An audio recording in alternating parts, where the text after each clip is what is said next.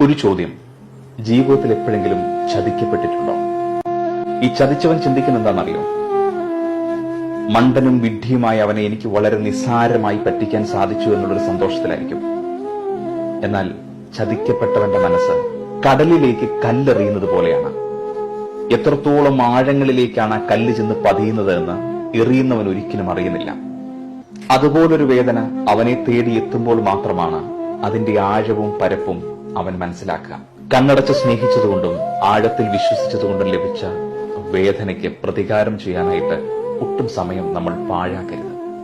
ആ ആഴത്തിൽ പതിഞ്ഞ കല്ല് ദ്രവിക്കാതെ കാലം കാത്തുവച്ചിരിക്കുന്ന പ്രതികാരത്തിനായി കാതോർത്തിരിപ്പുണ്ടാകും. അതങ്ങനെ സംഭവിക്കുക തന്നെ ചെയ്യും. ഒരു കാര്യം പറയട്ടെ, ആരെയും ചതിക്കരുത്, ആരെയും വഞ്ചിക്കരുത്. Have a great day.